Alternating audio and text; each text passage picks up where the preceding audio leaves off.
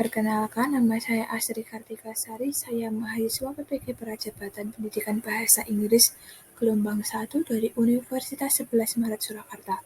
Di sini saya akan menyampaikan elaborasi pemahaman topik 3 mengenai aspek memahami pada Zubidi, yaitu poin empati. Di sini saya akan memberikan penjelasan mengenai pengertian empati. Empati adalah kemampuan untuk memahami apa yang dirasakan orang lain, melihat sesuatu dari sudut pandang orang lain, dan juga membayangkan diri sendiri berada di posisi orang tersebut tanpa kehilangan kontrol dirinya. Empati memainkan peran penting dalam membangun dan menjaga hubungan antar sesama manusia. Terdapat 3 jenis empati. Yang pertama adalah empati somatik. Empati somatik ini semacam reaksi fisik terhadap respon apa yang dialami oleh orang lain. Orang terkadang secara fisik mengalami apa yang dirasakan orang lain. Misalnya saja saat melihat orang lain merasa malu, kamu mungkin merasa sakit perut atau ngilu. Lalu yang kedua adalah empati afektif. Empati afektif melibatkan kemampuan untuk memahami emosi orang lain dan merespon dengan tepat. Pemahaman emosional ini dapat menyebabkan seseorang merasa prihatin terhadap kesejahteraan orang lain, atau bisa juga menyebabkan perasaan tertekan secara pribadi. Untuk yang selanjutnya adalah empati kognitif. Empati kognitif melibatkan kemampuan memahami keadaan mental orang lain dan apa yang mungkin mereka pikirkan sebagai respon terhadap situasi tersebut.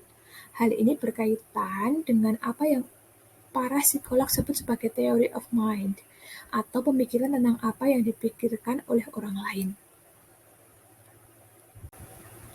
Pada peserta didik, empati yang mungkin dibantu untuk ditumbuhkan adalah empati afektif dan empati kognitif. Penting bagi guru dan orang tua untuk menumbuhkan kedua rasa empati tersebut pada dalam diri peserta didik. Terdapat beberapa cara yang bisa dilakukan oleh guru maupun orang tua untuk menumbuhkan rasa empati pada diri peserta didik. Di sini saya akan memaparkan 3 contoh cara menumbuhkan rasa empati kepada peserta didik. Contoh yang pertama adalah mengajarkan empati dengan memberikan pengajaran tentang teks narasi. Dengan teks narasi tersebut, kita bisa mengajarkan kepada siswa untuk mencari pesan moral yang ada dalam cerita atau teks yang kita sajikan tersebut.